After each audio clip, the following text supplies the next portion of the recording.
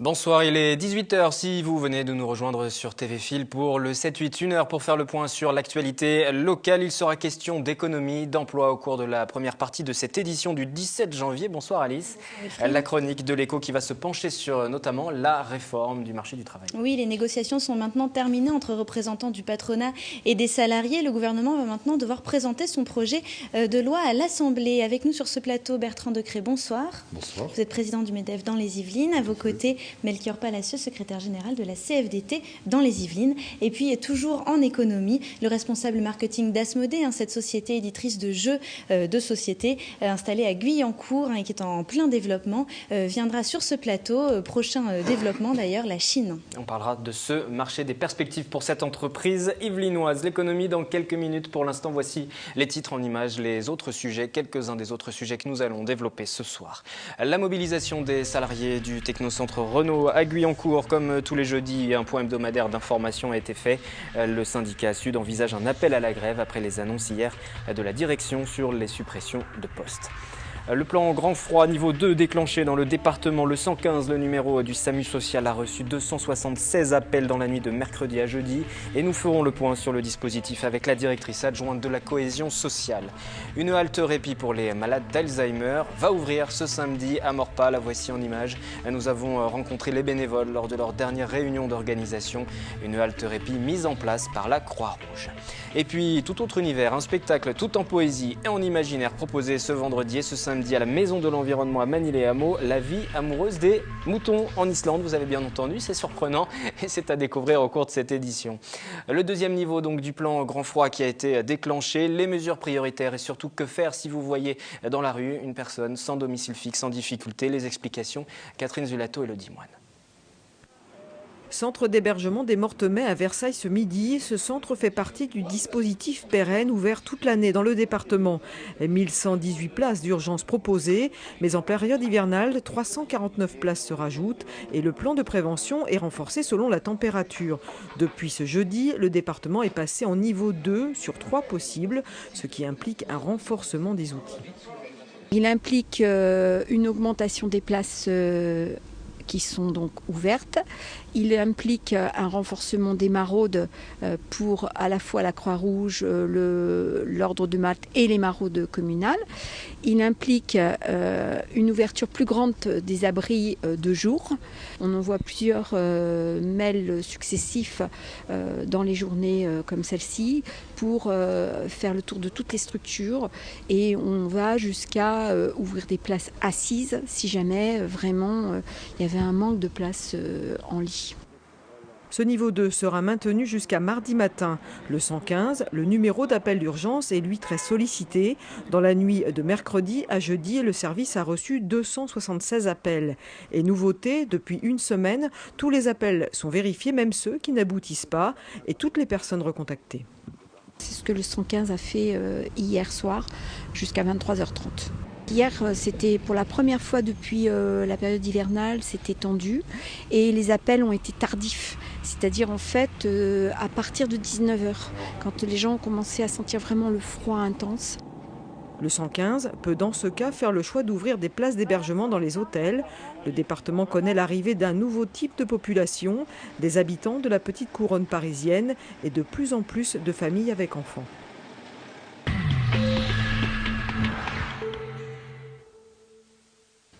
La chronique de l'Écho qui débute donc ce soir par un point sur cette réforme du marché du travail. Au terme de 3 mois de laborieuses négociations, syndicats et patronat ont conclu un accord sur la sécurisation de l'emploi. François Hollande, le président, qui évoque un succès du dialogue social. Projet de loi qui sera présenté en Conseil des ministres en mars, ensuite examiné par l'Assemblée en avril et promulgation prévue fin mai. Ce soir, nous allons revenir sur les principaux points, les grandes lignes de cet accord, Alice. Oui, avec le MEDEF et donc la CFDT. On attend vos réactions sur ces accords. Est-ce que vous êtes satisfaits l'un et l'autre? Bertrand Decré. Écoutez, moi je vais reprendre les mots de Laurence Parisot. Très rapidement, cet accord marque l'avènement d'une culture de compromis après des décennies d'une philosophie d'antagonisme social. Donc ça, c'est un des points très positifs de cet accord et qui va peut-être en amorçant un progrès, nous permettent de regagner de la compétitivité. Est-ce que du côté de la CFDT, vous partagez cet avis? Plutôt oui, parce qu'on va le voir tout à l'heure, tous les syndicats, en tout cas, ne sont pas d'accord avec ce qui a été proposé, discuté. Je dois dire qu'effectivement, l'axe de la CFDT, depuis la conférence sociale et à la demande qu'on avait faite, c'était de s'engager activement sur la sécurisation de l'emploi et les parcours professionnels. Donc ça, c'était un axe CFDT. On a obtenu un certain nombre de choses. Donc on est plutôt satisfait, effectivement. Et effectivement, nos représentants au niveau national vont signer l'accord, puisque ce n'est pas encore fait. Ça permettra de franchir une nouvelle étape dans la sécurisation des parcours professionnels des salariés, de faire reculer la précarité sur le marché du travail et d'anticiper les mutations économiques afin de mieux protéger les salariés et préserver leur emploi. La CFDT qui va signer cet accord, vous nous le dites. En revanche, CGT et Force ouvrière ne vont pas signer. La CGT qui voit, je cite, une grave régression des droits sociaux des salariés. Force ouvrière parle d'un texte profondément déséquilibré. Et j'en profite pour vous signaler que nous organiserons bien sûr dans les prochaines semaines, lors de l'examen de ce projet de loi par le gouvernement, un débat sur le plateau. L'ensemble des syndicats sera bien évidemment convié. Mais ce soir, nous voulions revenir sur les grandes lignes déjà. Mais avant de rentrer un petit peu dans le détail de cet accord, peut-être votre sentiment du côté du MEDEF. Vous parliez de Laurence Parisot, qui soulignait une nouvelle culture de la négociation. Visiblement, il reste encore difficile de discuter, même si la CGT et Force ouvrière ne sont pas là ce soir sur ce plateau pour vous répondre. Mais quel est en tout cas du côté du MEDEF votre point de vue? Le point de vue, c'est que, heureusement, que des syndicats comme celui que représente monsieur sont là, parce que pour avancer, il faut être deux. Quand on bloque dans un dogmatisme d'un autre temps, on ne peut pas arriver à négocier quelque chose. Mais la CGT qui parle, je le dis une fois de plus, d'une grave régression des droits sociaux des salariés. Ça passe pas tellement l'examen. Je veux dire que quand on voit aujourd'hui la génération de la complémentaire santé, si c'est pas une avancée, c'est quoi? Quand on voit que les contrats courts vont être plus taxés, c'est quoi? Qu'est-ce que c'est que tout ça? Enfin, les avancées, elles sont patentes dans ce dossier. Justement, je sais pas ce qu'en dira monsieur. Dans le détail. Et Alice, par exemple, on va s'intéresser aux ces complémentaires santé. Oui, tout à fait. C'était un des points les plus importants de cette négociation. Donc les personnes qui n'en bénéficiaient pas le seront au plus tard au 1er janvier 2016. Ce sont donc les différentes branches qui rechercheront les tarifs les plus intéressants. Le coût sera partagé à 50-50 avec l'employeur. Voilà, c'était vraiment un point important du côté de la CFDT. Oui, c'était une demande, effectivement, c'était une des demandes les plus importantes. Je pense que ça a été celle aussi où il y a eu le moins de difficultés à arriver à un accord. Donc effectivement, c'était très important. Je pense qu'on a besoin de garder effectivement une couverture sociale. Même en cas de licenciement.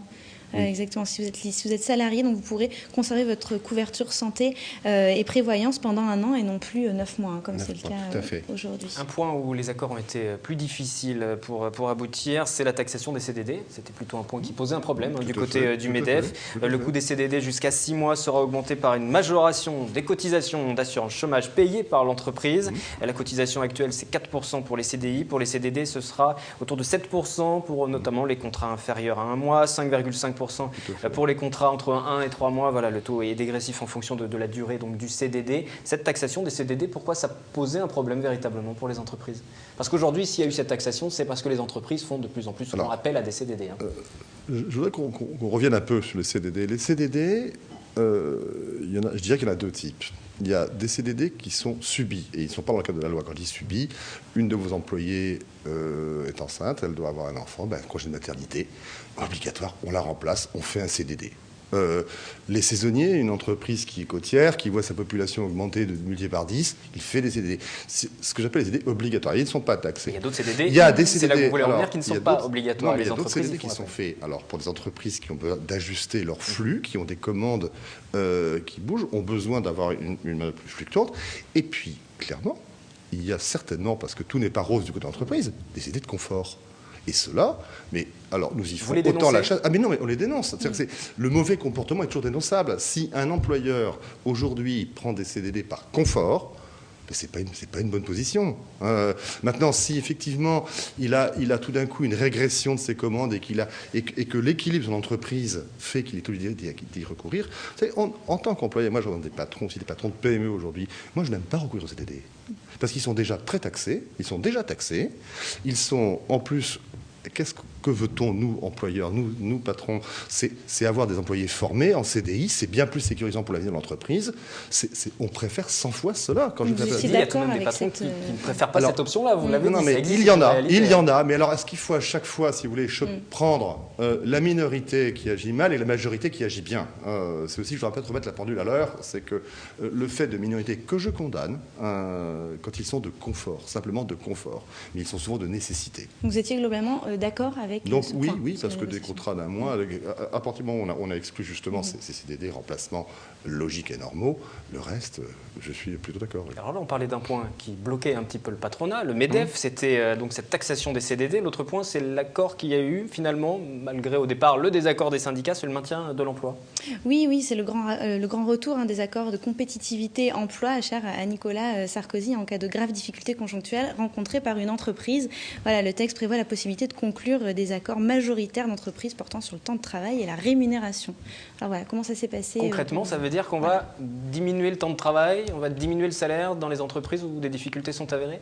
Alors, c'est pas nouveau, hein, ça existe déjà. Moi, ce que je dirais, c'est qu'effectivement, là, il y a un cadre.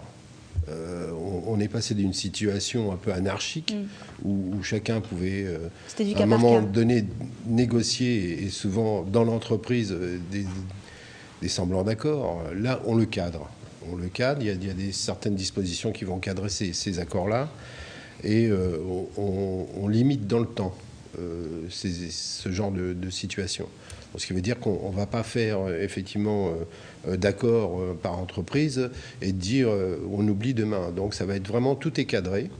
Et ce qui est intéressant dans ce texte, c'est qu'il va cadrer effectivement dans le temps et puis aussi prévoir le retour à une normalité une fois que l'entreprise a repris le dessus. Et donc c'est une protection pour le salarié, c'est plus d'informations, plus de clarté? Je pense que notre but premier, nous à la CFDT, c'est de conserver l'emploi. C'est la première chose qui nous fait. Tout de même aux salariés que si l'entreprise est en difficulté, ils vont gagner moins.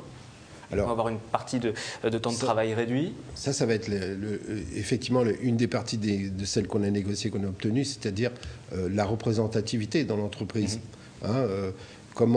Quel rôle vont jouer les représentants du personnel, quel rôle vont jouer les syndicats, et aussi comment on va pouvoir être impliqué, que ce soit dans les petites entreprises comme dans les très grosses, avec une possibilité de rentrer au conseil d'administration avec une voix. Ça figure dans les discussions. Tout à fait. Avec une voix qui effectivement sera délibératrice. Votre regard justement sur ce recours à ce temps réduit de travail, ces diminutions de salaire? Alors, plus de souplesse pour l'entreprise. J'ai oublié de vous dire quelque chose tout à l'heure. Les contrats à durée déterminée, le plus grand faiseur de contrats de confort et de contrats, c'est l'État quand même. Il ne faut pas l'oublier.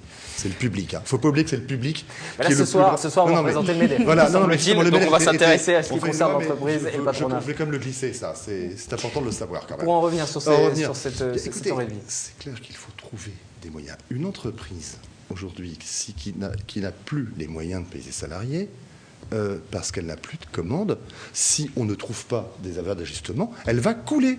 Et si je vous dis sur une autre fois, si elle coule, c'est tout le monde qui coule. Donc, il faut trouver la mesure juste, et c'est tout l'objet de la négociation entrepreneur sociale. Il ne faut pas justement que ce soit une flexibilité d'enrichissement, il faut que ce soit une flexibilité de sécurité. Et c'est dans ce sens-là que nous voulons mener nos négociations. Effectivement, pour le bien de tous. Si on maintient bêtement tous les emplois, le seul objectif, le seul cadre qu'on les atteint, c'est de couler tout le monde. Donc, c'est peut-être pas forcément l'objectif. On va continuer à parler de l'emploi. On va quitter un petit peu le cadre de ces accords pour se pencher sur un autre sujet de l'actualité économique. C'est la question du travail le dimanche. Oui, ils sont concernés en particulier les magasins de bricolage en pleine polémique. Les salariés se mobilisent pour conserver ce droit au travail le dimanche. Reportage dans les Yvelines. Les salariés des principales enseignes de bricolage mobilisés sur les réseaux sociaux. Objectif, conserver le droit au travail dominical. Et sur le terrain aussi, ils ne manquent pas l'occasion de faire passer leur message, comme ici à Bois d'Arcy. C'est complètement basé sur le volontariat. On signe tous les ans des feuilles où on met le nombre de dimanches qu'on souhaite faire ou pas. Si on n'est pas volontaire, on le met aussi pour dire qu'on ne souhaite pas travailler le dimanche.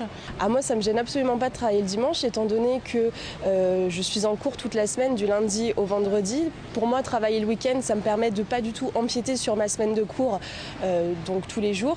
Donc c'est vraiment parfait et en plus de ça, on est rémunéré en conséquence. Donc pour moi, c'est un bénéfice et c'est nécessaire. Pour moi, ça ne représente aucun problème. Le seul problème, c'est qu'on soit obligé de se battre pour pouvoir travailler le dimanche.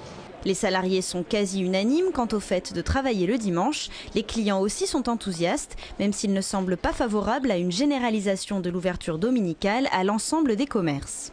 Je suis plutôt contre l'ouverture des magasins le dimanche. Et tant qu'ils sont ouverts, j'y vais.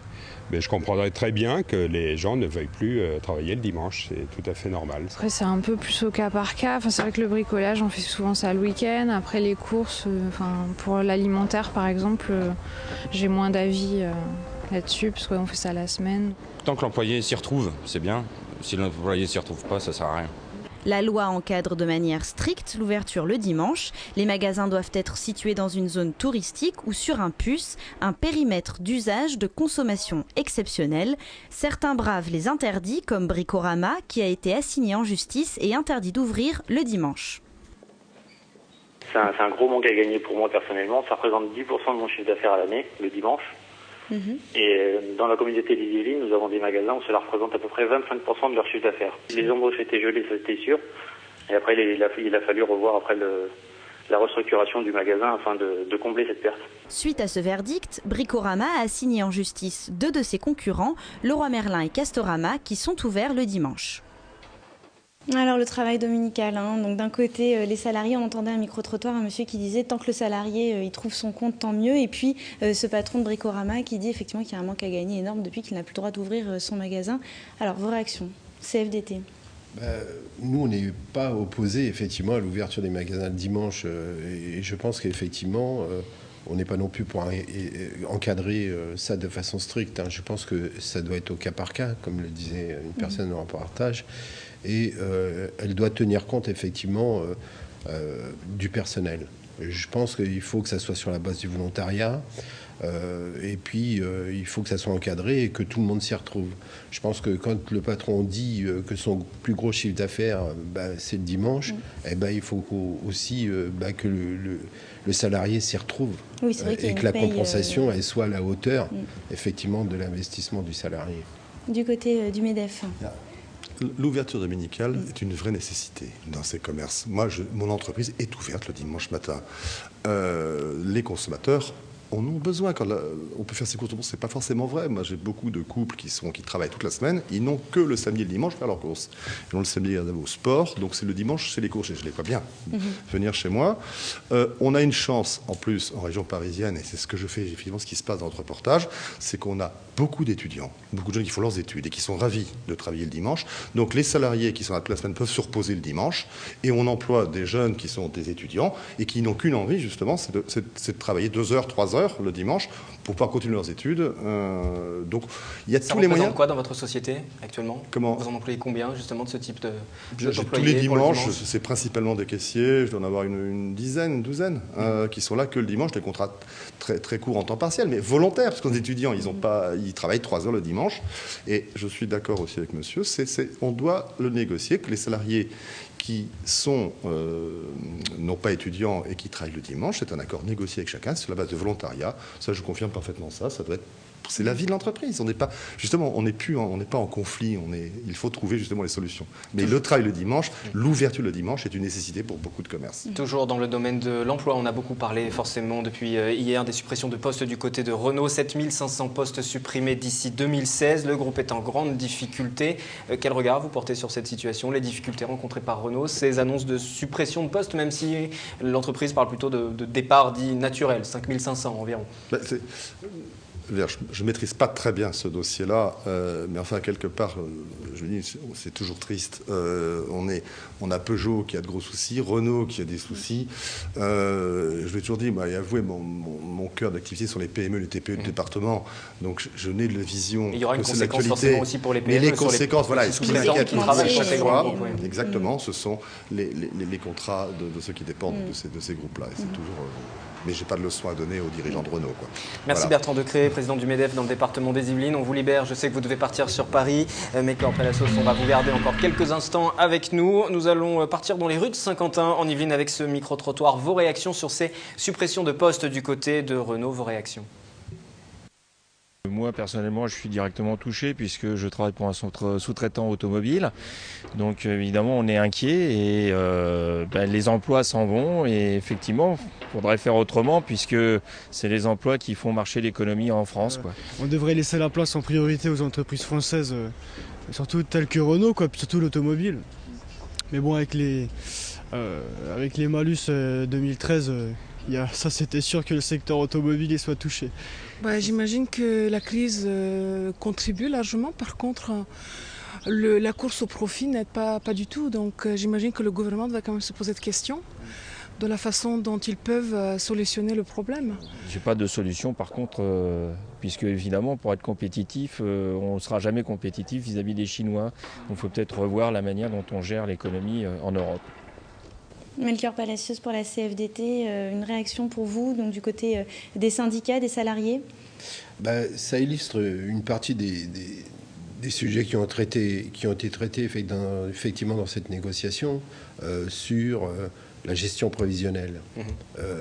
Et là, on voit bien, que ce soit Peugeot ou que ce soit Renault, on n'a pas pris suffisamment de recul pour examiner la situation avec les salariés. Je pense que les salariés ont leur point de vue, ils peuvent l'exprimer, ils peuvent apporter des choses pour que effectivement la société évolue.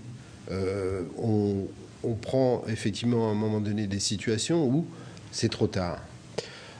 C'est trop tard et voilà, et on passe à des licenciements Peugeot. Et là, par exemple, au début de cette émission, au début de cette page consacrée à l'économie, on parlait de ces accords entre les syndicats, entre le patronat. Si ces accords, finalement, avaient réussi à passer, avaient eu lieu avant cette situation rencontrée, les difficultés d'aujourd'hui par Renault, on n'en serait pas aujourd'hui dans ces difficultés-là, on ne serait pas là. Ça n'aura rien changé. Je pense que la situation, elle ne date pas d'hier, elle date d'avant-hier, elle date de... Si justement les accords avaient eu lieu avant-hier, par exemple, voilà. Ça aurait pu permettre ça aurait permis de changer quelque chose. Si à un moment donné, s'il y a 2 ans, on aurait discuté effectivement des problèmes de Peugeot, s'il y aurait eu un choix de travailler effectivement sur la gestion prévisionnelle de l'emploi et de la capacité à réagir de ces grosses entreprises, on n'en serait pas là aujourd'hui. On peut donc s'attendre à des accords difficiles, des négociations difficiles dans les négociations de branches, dans l'industrie, la métallurgie? Ça restera difficile dans ces branches-là, effectivement, parce que il y a des grands groupes, et les grands groupes sont souvent ceux qui sont le plus en difficulté. Merci d'être venu. Donc sur ce plateau, nous avons évoqué ce soir avec vous et avec le MEDEF 78 cette réforme du marché du travail. Et puis je vous le disais, au début de cette édition, nous organiserons dans les prochaines semaines des débats avec l'ensemble des syndicats. Merci. Alice, on poursuit la page éco pour l'instant avec la société Asmodée qui veut se développer en Chine. Auparavant, le point sur les dernières avancées qui concernent Renault. Ce matin, il y avait une mobilisation, encore une fois, avec les différents syndicats. Reportage d'Anthony Reich et d'Élodie Moine sur place à Guyancourt. La nouvelle a eu l'effet d'une bombe. Ce mercredi, la direction de Renault a annoncé la suppression de 7500 postes d'ici à 2016, sans licenciement ni fermeture d'usine. Les salariés semblent découragés et écœurés. Je pense que PSA a commencé hier, ils occupent leur usine à Aulnay. Je pense que ça, de toute façon, c'est une réplique à faire. On va pas, je comprends bien les collègues, on ne va pas continuer à monter des voitures si on sait que à la fin du mois ou dans 3 mois, c'est fini, quoi. Ça sert à quoi? Il y a donc une forme de dégoût, d'écœurement, parce que ils ont vraiment le sentiment qu'on tape toujours sur les mêmes. Et puis la deuxième chose, quelque chose qui s'était déjà amorcé avec l'affaire de faux espionnage, c'est la perte de confiance totale dans la direction. Un document interne révélé par Le Parisien ce jeudi tablerait en réalité sur 8260 départs. Cela concernerait 4100 départs naturels, dont 2150 via les retraites et 1950 personnes qui devraient quitter l'entreprise au titre de la LDM, c'est-à-dire pour cause de licenciement, démission ou mobilité. En 2012, les ventes de la marque aux losanges ont diminué de plus de 21%. Selon les syndicats, ils étaient près de 300 à s'être rassemblés ce jeudi matin au sein du Technocentre de Guyancourt. Des mouvements de grève devraient être organisés dans quelques jours. La prochaine réunion de concertation est prévue le mardi 22 janvier.